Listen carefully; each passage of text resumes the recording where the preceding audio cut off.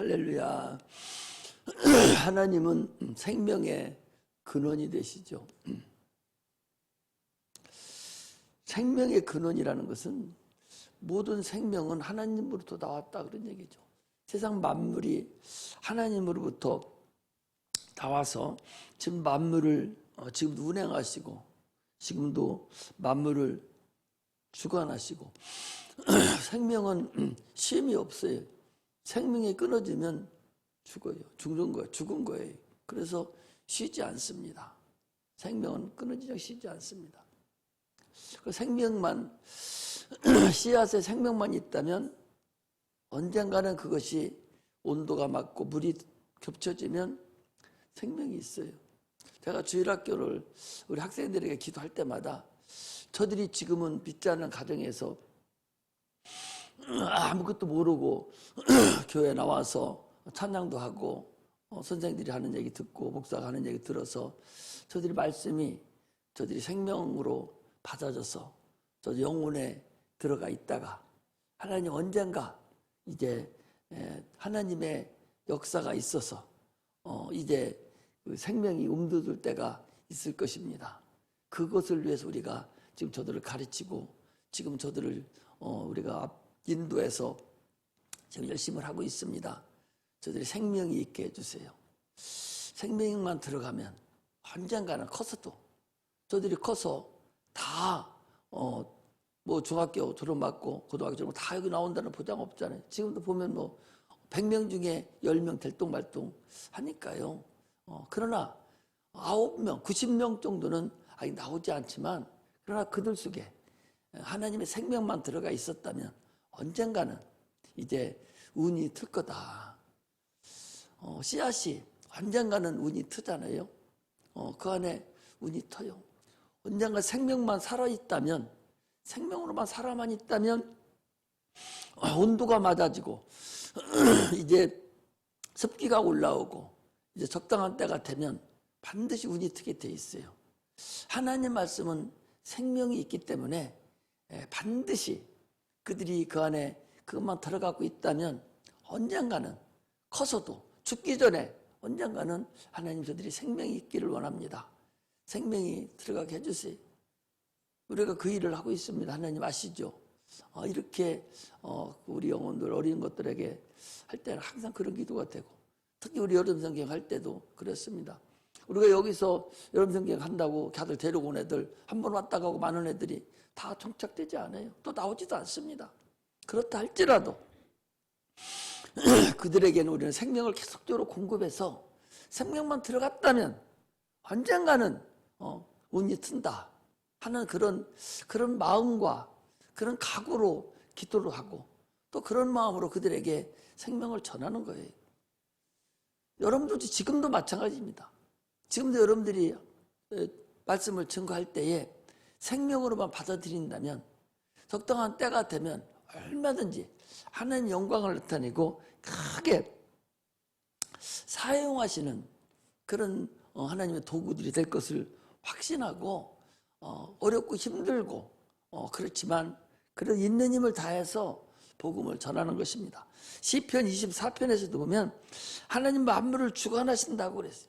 지금 만물을 세우시고 만물을 주관하시니 그 하나님의 생명은 계속적으로 이어지고 있는 거죠.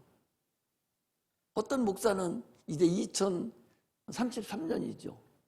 2022년도는 거짓이 이제 코로나가 22년까지는 가고 23년이 되면 휴가가 시작될 거다라고 그렇게 예언하는 사람들도 있어요.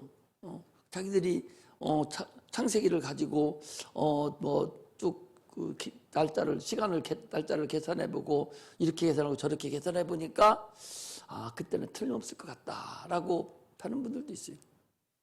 우리는 그런 것에 그때 오든 안 오든 우리 상관없어. 지난주에도 그랬잖아요. 깨어있어라. 도덕이 언제 올지 모르듯이 항상 우리는 깨어있으면 되는 거예요. 그것이 언제 주님이 오실지는 누구도 모르잖아요. 오늘 아까 찬송 드릴 때 주님 공중 재림하실 때가 이제 우리가 휴가할 때인데 그때는 언제일지를 모릅니다.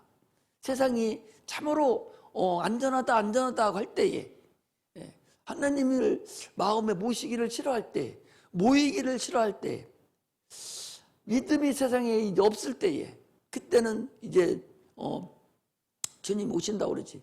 내가 올 때에 세상에 믿음을 보겠느냐라고 주님 하셨지 않습니까?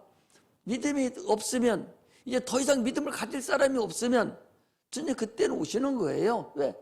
믿음 한 사람이라도 놓치지 않으시는 분이 하나님이신데, 이제 이 코로나나 이런 걸로 인해서 믿음이 땅에 떨어졌잖아요.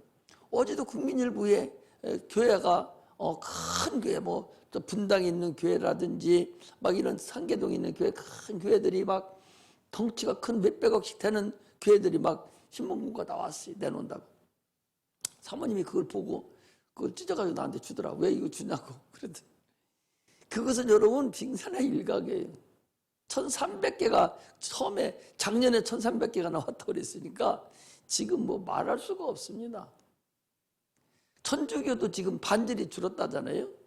천주교도 그 거룩거룩만 하고 하는 그 천주교도 인원이 반절이 줄었다는 거예요. 반절이 줄었는데 반절 줄으면 여러분 재정은요 3분의 2가 준다고 보여야 돼요. 엊그제 여기 우리 장로님 여기 이거 하는 장로님 계시잖아요. 큰일 났습니다, 목사님. 우리 교회도요 반절은 줄었는데 재정은 3분의 2가 줄었습니다. 내가 주님 앞에 내는 돈만 해도 벌써 11조가 딱 안 들어온다는 거지. 이거 없으면 자기가 사업이 안 되니까 11조가 안 들어갈 거 아니에요. 이런데 줄고 큰일 났다고 이렇게 걱정을 그렇게 하시더라고. 이제 좋은 일이 생긴 거예요. 좋은 구실이 생겼어요. 교회 안 나올 수 있는 구실. 너희들은 악한 영들에 의해서 모이기를 싫어할 때가 이제 도래된 거죠. 안 모여도 된다고 생각을 하는 거예요. 교회라는 것은 에클레시아라고 해서 모이는 걸 얘기하는 거예요. 특별하게 인터넷으로 예배 드릴 수는 있잖아요. 왜? 모일 수가 없으니까 그때는. 그러나 나올 수 있는데도 불구하고 안 나오는 사람들이 많다는 사실을 알아야 돼요. 이렇게 모이기를 싫어하고 하나님을 내 안에 모시기를 싫어한단 말이에요. 나오기는 여기 나와도 하나님 모시기를 싫어하는 거예요. 하나님으로 여기고 하나님의 도움으로 살려가는 것이 없다는 거예요. 성경에 여러분들 사라 얘기를 봐요. 사라가요 애를 못 낳았어요. 하나님이 낳게 했어요. 그 얼마나 그 애틋하고 부르짖고 그 애를 낳기를 소망했겠어요. 한나를 보셔봐요. 다음에 한번 한나 말씀을 한번 더 드리려고 그래요. 한나를 보셔봐도 얼마나 애가 없어서 하나님 생산케 못하게 해서 낳지 못했다라고 고백하면서 막 하나님을 찾고 찾는 거예요. 라헬이라는 사람이 있어요. 그 사람도 야곱의 첫째 부인이잖아요. 그 사람도요 얼마나 애를 낳고 싶었는지 몰라. 그래서 하나님 앞에 얼마나 부르짖는지 몰라요. 그런 것들이 다 애를 못 낳는 걸 낳게 하려고 했다는 것만 여러분 생각하면 안 돼요. 하나님은 우리가 하나님을 찾고 또 찾게 하는 것을 원하시는 거예요. 하나님으로만 살게 하기를 원하는 거예요. 너희들이 하나님 나로만 살게 하기를 원하는 거예요. 너희들이 모든 부족한 것을 나로만 채워지기를 원하는 거예요. 성경에는 그런 말씀이 꽉 들어차 있다는 사실을 아셔야 돼요. 내가 과연 얼마만큼 하나님을 내가 얼마만큼 내가 그분으로 살려고 노력하고 그래서 그분을 원하고 그분께 소원을 아뢰고 그야말로 껄떡거리는 것 같이 하나님만이 나를 도와줄 수 있다고 이런 마음이 있느냐 없느냐 주님은 이걸 본다는 거죠. 이러기만 하면 여러분 게임은 끝나요. 하나님은 어떤 분인데 존재하시고 전능하신 분이라니까 능치 못하심이 없어요. 근데 마귀는 계속적으로 그걸 못하게 하는 거예요. 주님을 찾고 또 찾으라고 그랬어요. 너는 내게 부르짖고 또 부르짖으라고 그랬어요. 또 간구하고 또 간구하라고 그랬어요. 주님 우리에게 비밀을 알려줬잖아요. 성령을 통해 비밀. 주님이 겟세마네 동산에서 기도할 때에 주님이 기도한 걸 누가 알아요? 몰라요. 아무도 몰라요. 어떻게 기도했나 몰라요. 그런데 성령이 가르쳐 주셨어요. 히브리서 5장 7절에 그는 육체에 계실 때에 자기를 죽음에서 능히 구원하신 이에게 심한 통곡과 눈물로 간구와 소원을 주께 아뢰었다고 그랬거든요. 그거 누가 알려줬어? 성령이 알려준 거라니까. 그 당시 있었던 제자들도 몰라서 어떻게 기도했는지 몰라. 뭔 기도하는지 어떻게 알아요? 그 누가 알려줬어? 성령이 알려줬다니까. 성령이 히브리서 기자를 통해서 가르쳐 준 거거든요. 이게 우리에게 주시는 하나님의 메시지라는 사실을 우리가 알아야 돼요. 인간에게 하나님께서 의지를 허락하셨어요. 인간이 의지를 선택한 대로 역사하셔요. 항상 말씀을 드립니다. 내가 하나님께 영광을 돌리기를 소망하고 막 내 의지를 발휘하면 하나님은 그 길로 영광 돌리도록 막 인도해 주세요. 그런데 내가 영광 돌리기를 원하지 않고 세상 길로 가기를 원하면 하나님 한없이 그대로 가게 만들어. 왜? 네가 의지 선택한 건대로 나는 시행해 주겠다는 거거든요. 하나님이 그런 분이라니까. 네가 과연 어떻게 선택할 것이냐. 하나님을 살기를 네가 원해? 너 그 길을 네 의지를 발휘하고 있어? 그럼 그 길을 막 밀어서 계속적으로 하나님을 찬양하고 영광 돌리게 해줍니다. 그러나 한 번 딱 비틀어져서 계속 의지가 세상으로 의지를 발휘하면 그 길로 가도록 해준다는 거죠. 하나님은 인간의 의지를 권리로 주셨어요. 그 하나님의 탓한 권리를 하나님 마음대로 건질러 앉으셔요. 의지를 100% 인간에게 자유를 주셨어요. 그냥 기도할 때 하나님, 저 사람이 이렇게 가는데 어떻게 해요 하나님? 제 의지는 자꾸 저 선택해 가는데 어떻게 하죠? 하나님 불쌍히 여기셔야 되잖아요. 하나님 이러면 안 되잖아요. 이게 기도를 하거든요. 그러면서도 그 의지를 하나님 이렇게 돌려줘야 되는데 그 의지를 하나님은 걔가 원하는 대로 가게 하는 거예요. 인간이 자기 의지를 사용하지 않으면요 만물이 되어버립니다. 만물은 하나님 일방적으로 역사해요. 세상에 뭔 의지를 주지 않은 조조마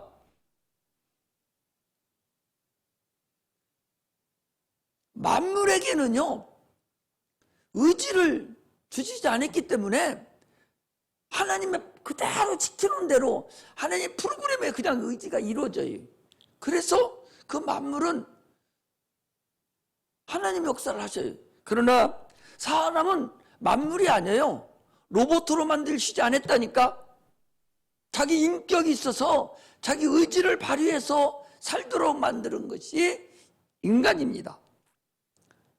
그래서 자기 의지를 자기 영혼을 위해서 자기 하나님을 위해서 영혼을 사용하면 자기 의지를 사용하면 그건 신앙이 되고 자기 의지를 육체를 위해서 사용하면 그 신념이 되고 육체 것이 돼버리고 맙니다. 신념과 신앙은요 하늘과 땅 차이가 납니다. 신앙은 내 영혼이 하나님을 향해서 가는 거지만 그래서 그런 자들에게 기도함으로 인해서 하나님께서 역사하셔요. 육체의 생각은 하나님과 원수가 된다고 그랬어요. 신념은 어찌 보면 하나님을 저버리는 것입니다. 하나님 당신 없어도 됩니다.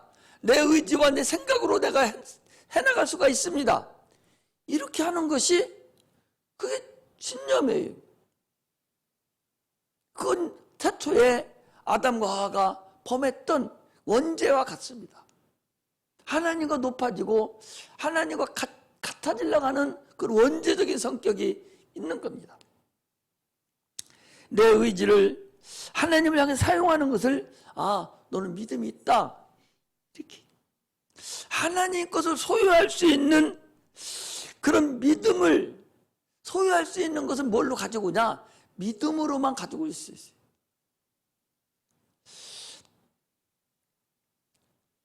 하나님께 우리가 담대하게 기도할 수 있는 것은 너는 내게 구하라. 무엇이든지. 그럼 내가 시행하리라. 요한복음 14장 14절에 그렇게 말씀하고 있어요. 무엇이든지 구하면 내가 시행하겠다라고 말씀하셨어요.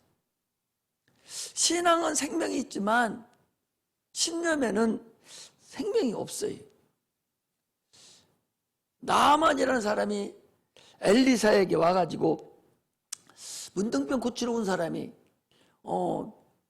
요단강에서 7번 몸을 씻고 나와라 그러니까 뭐라겠습니까? 엘리사가 사자를 저에게 보내어 가로되 너는 가서 요단강에 물을 7번 씻으라.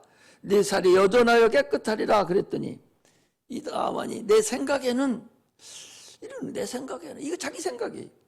나아만이 노하여 물러가며 가로되 내 생각에는 저가 내게로 나와 서서 그 하나님 여호와 이름을 부르고 당처 위에 손을 흔들어 문둥병을 고칠까 하였도다. 이 자기 생각을 하고 있는. 우리 신앙생활은 신앙과 생활이 합성어예요. 신앙을 하나님을 앙망하는 게 신앙이잖아요. 신을 앙망하는 것 이게 신앙이에요. 우리 신이 누구예요? 하나님이시잖아요. 하나님을 앙망하는 마음. 그래서 그 마음으로 생활하는 것. 이것이 바로 신앙생활이에요. 우리는 신앙생활에 성공해야 해요. 믿음 생활하는 것이 신앙생활 성공하는 것이고 하나님의 약속을 내 마음은 믿음으로 인해서 하나님과 사귐을 갖는 거예요. 기도는 하나님의 뜻을 이루기 위해서 내가 가는 거예요. 기도는 내 영혼이 구원받기 위해서 하나님께 드리기를 소망해서 드리는 것이 바로 기도입니다. 기도는요 비밀이에요. 성경 전체 역사는 기도의 역사예요. 신앙생활이 뭐 하는 거예요? 하나님 신을 앙망하는 거니까 기도 생활이에요. 기도가 그렇게 중요합니다, 여러분. 기도가 그렇게 중요해요. 그런데 가장 못하게 하는 게 뭐냐? 이 마귀가 기도를 못하게 하잖아요. 시간을 자꾸 뺏어가고 조금만 기도하면 막 엉덩이가 막 들썩들썩하게 하고 다른 생각이 막 나오게 하고 기도를 못하게 한다니까요. 그런데 그게 신앙생활인데 우리는 기도 생활을 계속적으로 해야 된다는 사실을 우리가 알고서 신앙생활을 해야 된다는 거예요. 오늘 본문에도요 그런 거예요. 예루살렘이요 내가 너희 성벽 위에 파수꾼을 세우고 그들로 종이야 잠잠치 않게 하였느니라. 종일도 하는 것은 밤낮 없이 얘기하는 밤낮 없이 너희 여호와로 기억하시게 하는 자들아 너희는 쉬지 말며 또 여호와께 예루살렘을 세워 세상에서 찬송받게 하시기까지 그로 쉬지 못하시게 하라. 하나님이 쉬지 못하게 계속적으로 우리는 파수꾼과 같이 참으로 파수꾼이 되어서 구약의 파수꾼은 선지자들이 파수꾼이었었어요. 이스라엘 백성들에게 파수꾼 역할을 했었는데 지금은 우리가 파수꾼이에요. 내 영혼의 파수꾼입니다. 많은 영혼들에 대한 내가 파수꾼이에요. 계속적으로 기도하고 또 기도해서 하나님으로 하여금 쉬지 못하고 우리 일을 할 수 있도록 해야 된다. 그런 말씀입니다.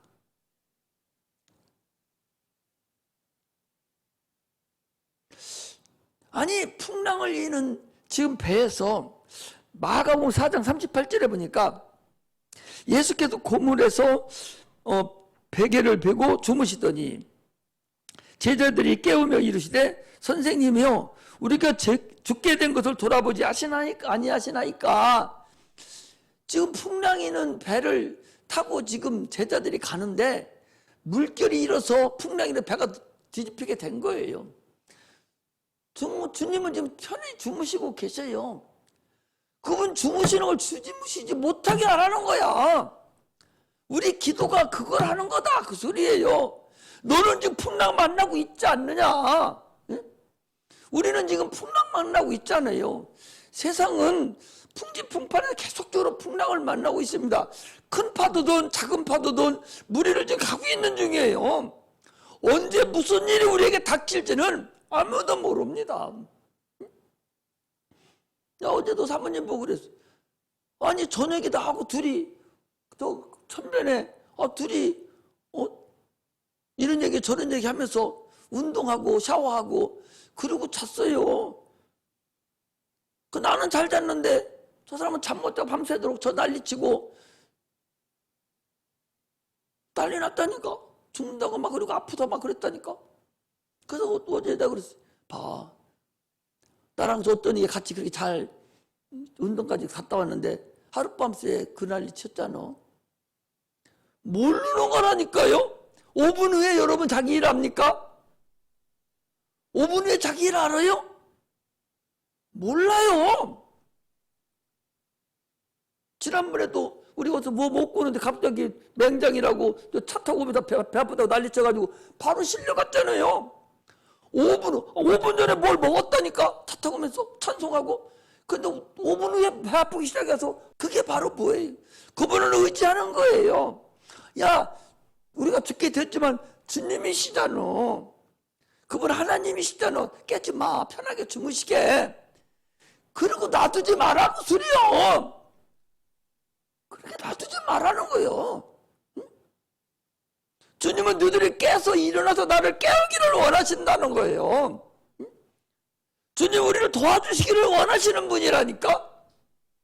깨워서 너희들이 정상적으로 가기를 원하고 너희들이 행복하기를 원하고 잘 살기를 원하고 아프지 않기를 원하고 좋은 직장 들어가기를 원하고 너희들이 죄를 감당하기를 원하시는 분이라니까.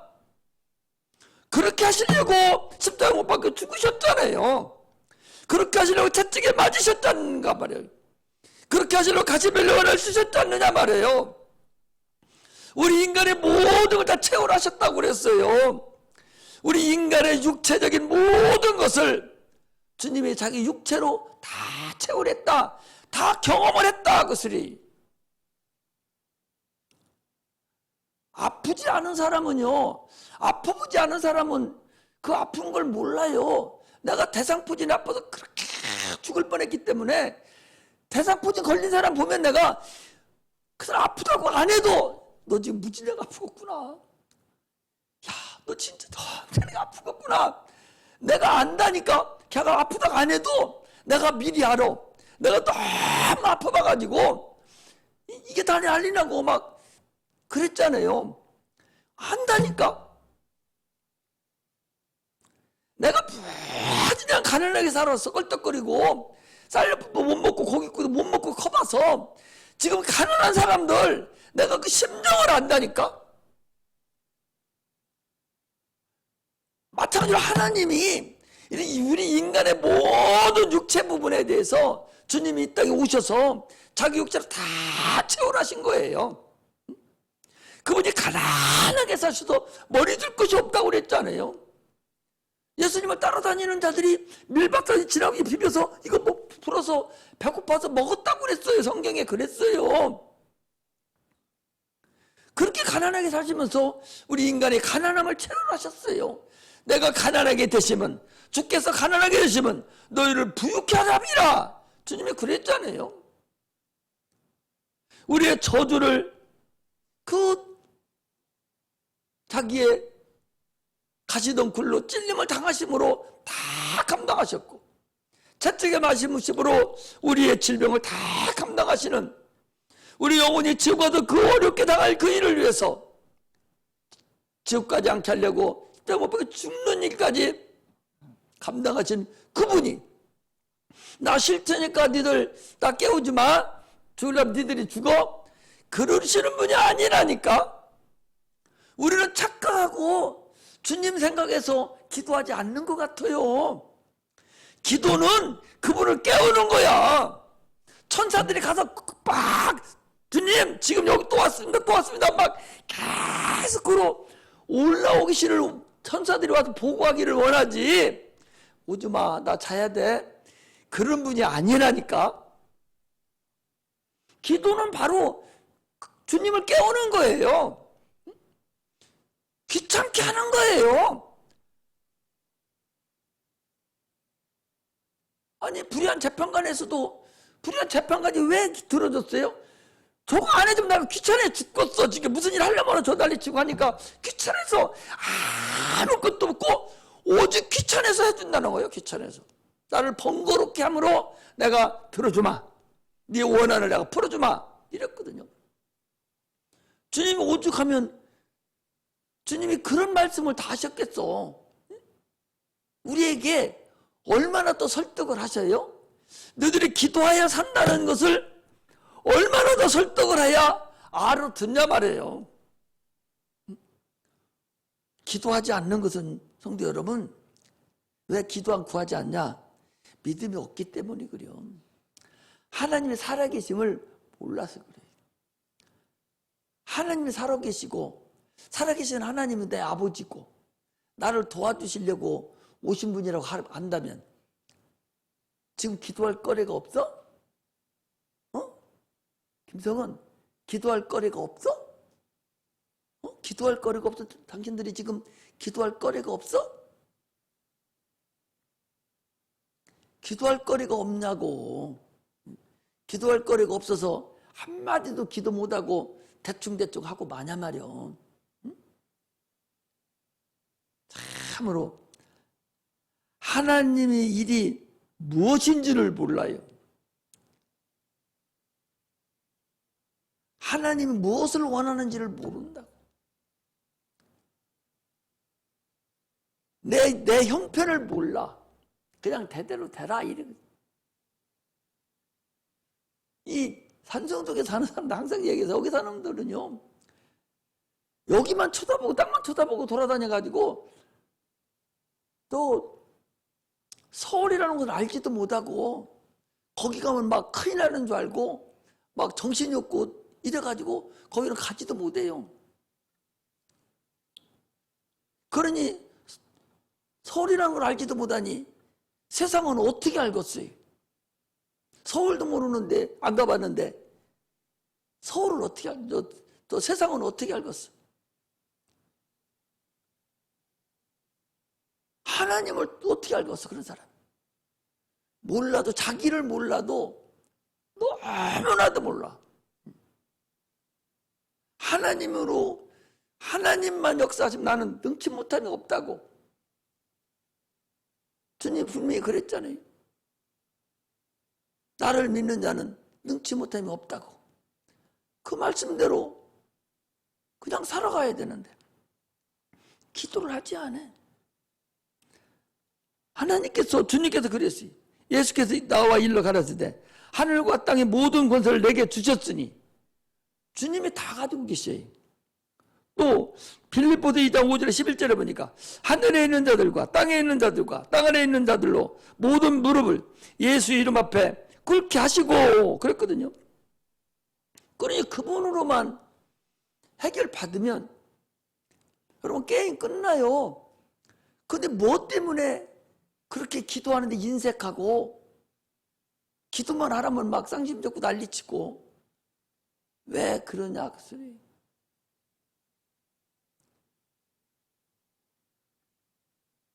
누구든지 하나님의 마음에만 쏙 들으면 한 번만 딱 주님 앞에 들어주면요 다음부터는 조금 잘못해도 분재거리없이 계속 들어줘요. 그걸 아셔야 돼. 다윗 봐봐. 한 번 딱 골리앗 장군 그거 저 개만 또 못한 것이 만군의 여호와 하나님을 자가 욕되게 한다고, 하나님을 욕되게 한다고, 내가 저걸 가서 쳐버리겠다고 함께 가서 쳐버렸잖아요. 그 후로 왕 삼고요. 그 후로는 일사천리예요. 다윗은 사실 어떻게 보면 사울왕에 비하면 인간적으로 악한 사람이었어요. 청부살인업자고 간음한 자고, 자만 그렇게 악할 수가 없었어요. 인간적으로 볼 때는. 사울은 하나도 그런 것도 없어요. 근데 사울은 버렸거든. 그 다윗은 그렇게 잘못했는데도 불구하고 내가 네 자손들을 통해서 천대 이르는 복이 임하게 하겠다고 해서 예수 그리스도 이 땅에 오시는 가문을 형성시켰다니까. 그런 엄청난 사태가, 그런 사람인데도 불구하고 그렇게 역사했다는 사실을 여러분 아셔야 돼요. 오늘날에도 여러분 하나님께 한 번만 딱 눈 들어봐봐. 그러면 하나님 나를 어떻게 관리하시고 하나님 나를 어떻게 인도하시는가를 여러분들이 그걸 체험해야 된다니까.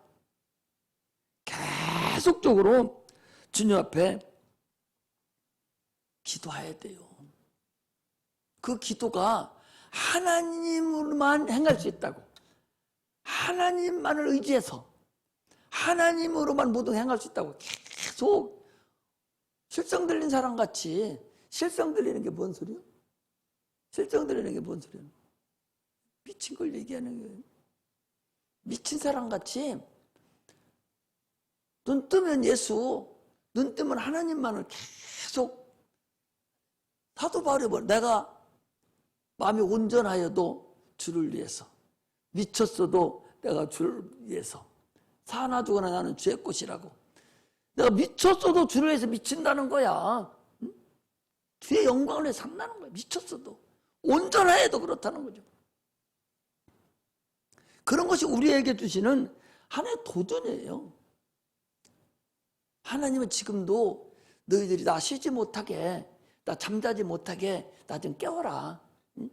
풍랑이는 그 고물을 베고 주무시는 그분 앞에 나 좀 깨워. 니들 너 죽게 되었는데도 왜 깨우지 않아? 여러분 신명기 22장 지난번에 한번 얘기했지. 한번 봐보자. 신명기 22장에 오늘 이 말씀을 하려다가 지난번에 한번 한 거라서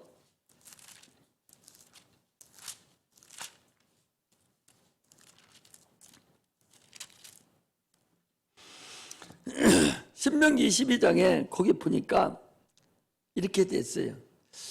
1절에 네 형제의 의향에 길리는 것을 보거든 못 본 채 하지 말고 너는 반드시 끌어다가 네 형제에게 돌릴 것이요.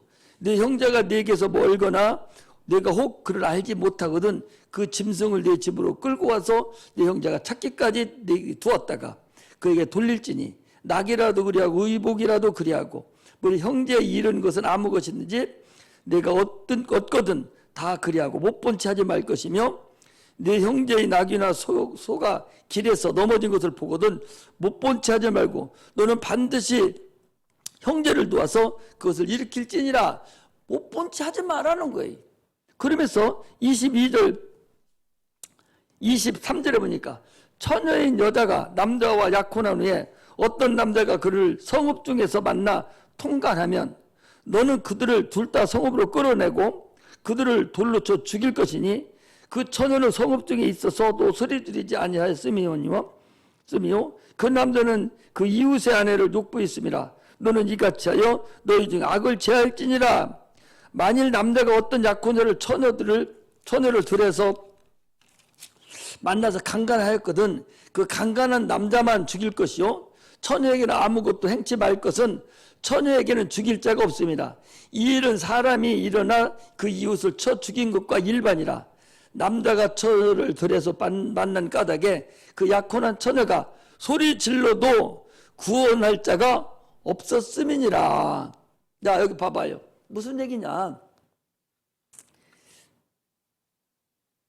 처녀가 길거리에서 어떤 남자가 자기를 강간했다 그 소리.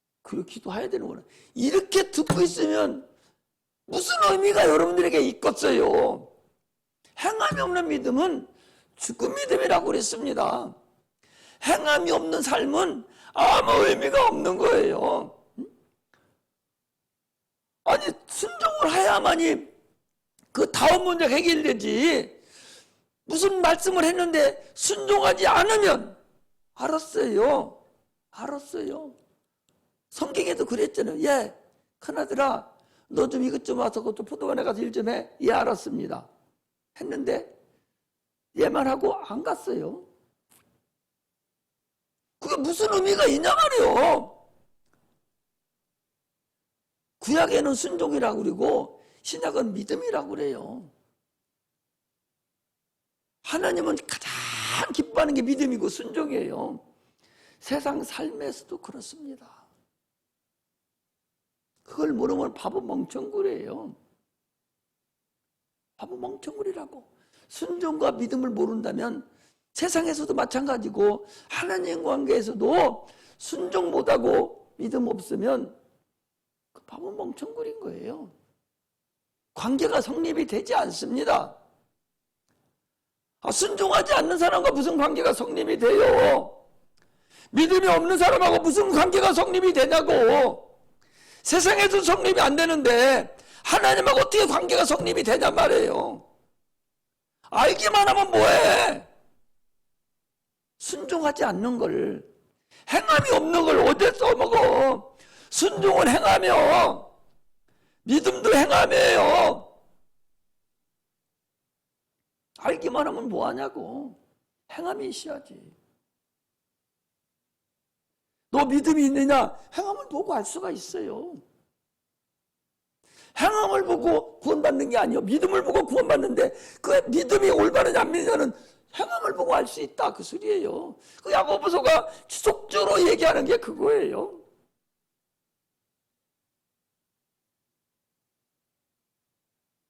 설교 말씀 듣고 또 하나님 말씀을 성경에서 들어봤으면 믿음이 내가 들어오면 바로 행할 수가 있어야 돼. 믿음으로 받아들여서 행하지 않으면 하나님과 관계 성립 안 됩니다.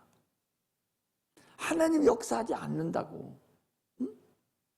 말씀이 내게 들어와서 내가 있으면 행함으로 나타나는 것이지, 행함이 없고 순종하지 않으면 하나님과의 관계 성립은 안 된다니까. 관계가 성립이 되려면 반드시 행함이 있을 때만 관계가 성립이 돼요. 사람과의 관계도 마찬가지예요. 그러므로 우리는 신앙생활의 모범이 돼야 되고, 기도는 전쟁이에요. 행함이 있는 전쟁이에요. 기도해야 되는 걸 알면서도 기도하지 않는 게 무슨 의미가 있겠어. 시험 보면 100점 맞겠지. 그 100점 맞은 시험 그거 어디다 시험 먹어. 행함이 없으니까 소용없죠. 그러므로 우리는 행함이 있는, 그런 믿음 있는 신앙생활하는 믿음의 종들이 되시기를 주의 이름으로 축복합니다. 기도하겠습니다.